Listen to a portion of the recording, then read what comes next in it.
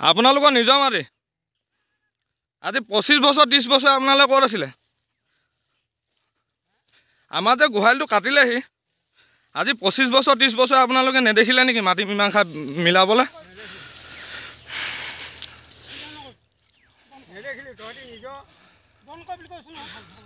নহয় সঁচাটো ক'ব লাগিব ন সঁচাটো প্ৰুফ হ'ব লাগিব ৰ'ব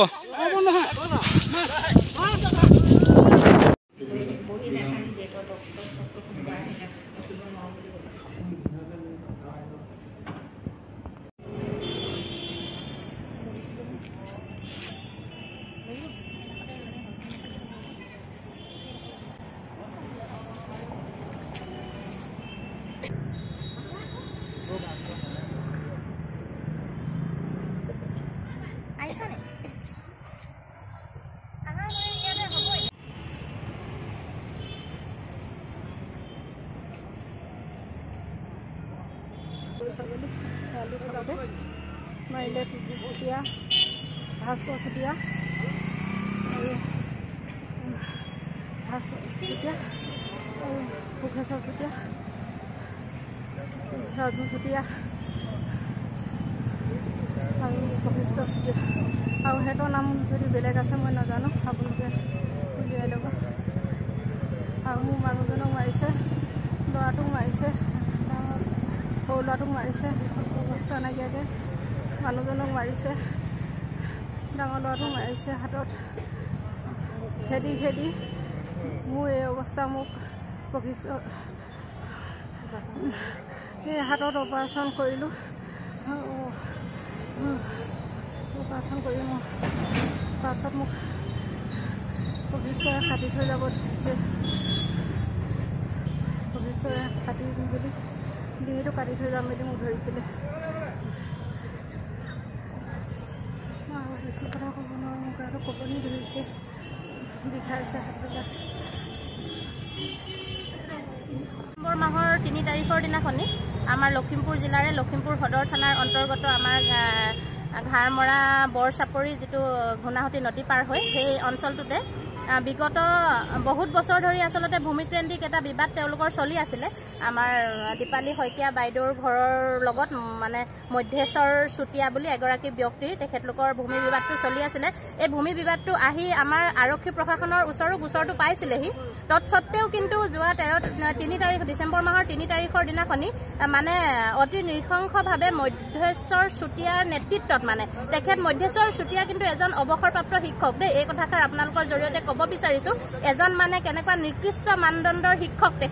তেখেতৰ নেতৃত্বত আমাৰ দীপালী শইকীয়া বাইদেউকে ধৰি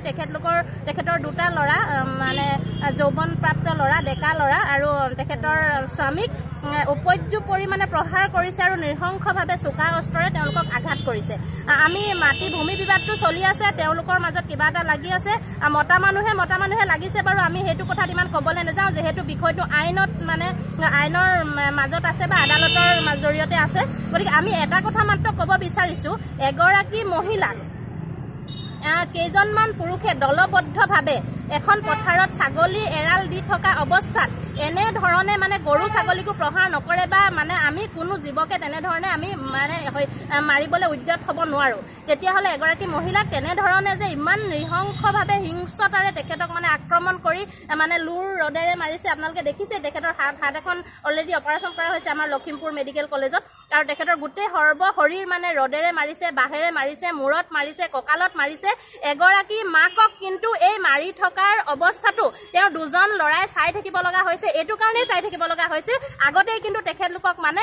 মাৰি পথাৰত পেলাই থৈ তাৰ পিছত খেদি ছাগলী এৰাল দি থকা অৱস্থাত মানুহগৰাকীক মাৰিছে আমি এটা কথা ক'ব বিচাৰিছোঁ আমাৰ বৰ্তমান চৰকাৰখনে যিটো শ্লোগান দিয়ে বেটি বচাও বেটি পঢ়াও তেতিয়াহ'লে ডিচেম্বৰ মাহৰ 3 তাৰিখে হোৱা ঘটনাটো আজি ডিচেম্বৰ মাহৰ 12 তাৰিখ হ'লগৈ এই 12 তাৰিখলৈকে আমি যে মহিলাগৰাকীক অসুখীয়া এইগৰাকী মানে সুস্থ হোৱা নাই মহিলাগৰাকীক তেখেতক লৈ যে আমি আকৌ সংবাদ মাধ্যমৰ জৰিয়তে বাতৰি প্ৰচাৰ কৰিব লগা হৈছে কিয় যদি 3 তাৰিখৰ দিনা হোৱা ঘটনাটো আমি অতি বেছি 5 তাৰিখ মানলৈকে অন্তত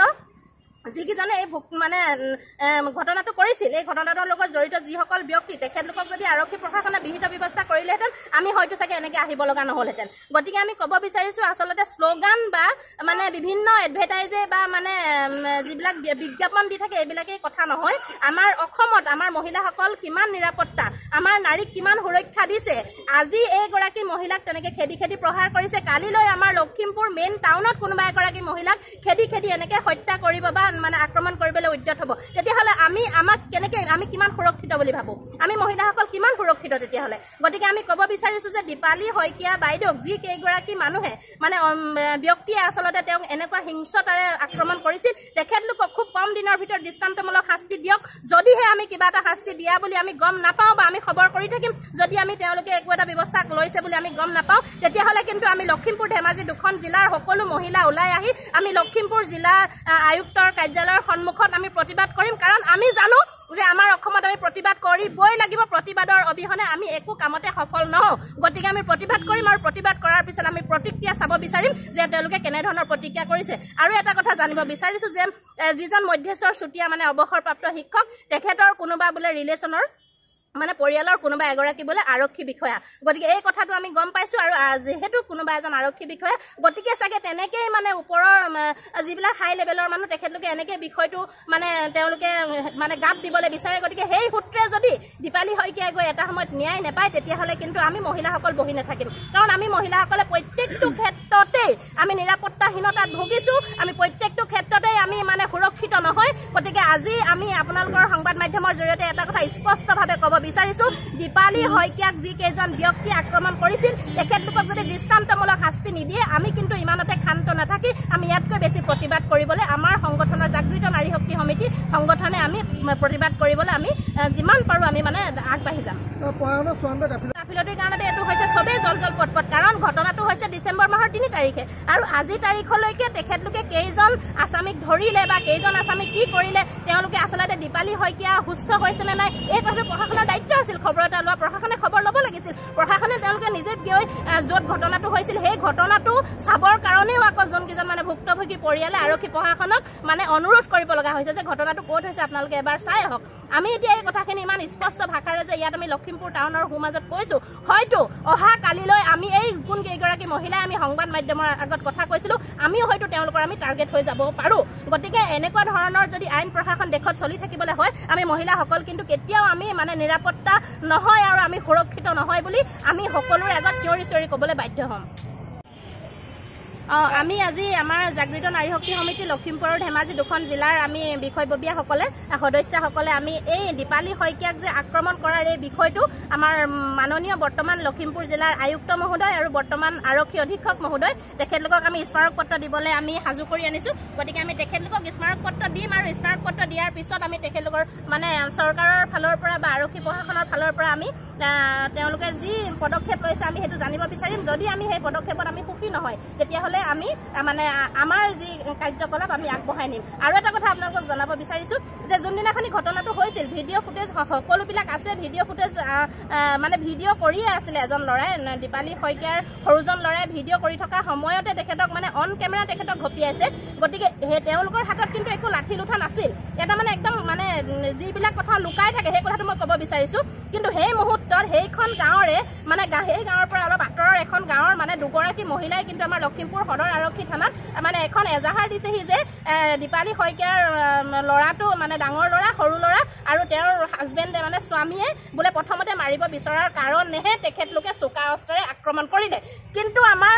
আৰক্ষী প্ৰশাসনে কিন্তু সেইটোতহে বেছি গুৰুত্ব দিছে। যি তেখেতলোকক যে মাৰিলে কাটিলে সেইটোত গুৰুত্ব দিয়া নাই। যে দুগৰাকী কোনোবা মহিলাই যেতিয়া কেছটো দিলেহি বুলি ক'লে, এজাহাৰ গোচৰটো দিলেহি, তেওঁলোকে কিন্তু সেইটো গোচৰৰ ওপৰত বহুত বেছি গুৰুত্ব দিছে। তাৰ কাৰণে এই ল'ৰাকেইটাক ভাবুকি দি আছে যে তোমালোকক আমি এৰেষ্ট কৰিম, যিহেতু কৰ্চ কেছ হৈছে। গতিকে ভয় খুৱাই মানে তেখেতলোকৰ কথাটো যিমান পাৰে গাপ দিবলৈ চেষ্টা কৰিছে। গতিকে যি দুগৰাকী মহিলাই এই এজাহাৰখন দিছিলে সেই মহিলাকেইগৰাকীক আমি সুধিব লাগে, আপোনালোকে প্ৰত্যক্ষদৰ্শী হিচাপে আছিল নেকি? যদি নাই তেতিয়াহ'লে আপোনালোকে মিছাকৈ কিয় কৰিছে? আৰক্ষী প্ৰশাসনৰ কাম আচলতে সেইটো হ'ব লাগে। কিন্তু এনেকৈ এই মানে ডিপ্ৰেশ্যনত অলৰেডি হতাশাত ভুগি থকা এটা পৰিয়ালক আৰক্ষী প্ৰশাসনৰ ফালৰ পৰা বাৰে বাৰে ভাবুকি প্ৰদান কৰি থকা হৈছে। গতিকে এইটো যাতে নহওক, তেখেতলোকৰ পৰিয়ালটোৱে ন্যায় পাওক, আমাৰ সংগঠনৰ ফালৰ পৰা আমি সেইটোৱে বিচাৰিছোঁ।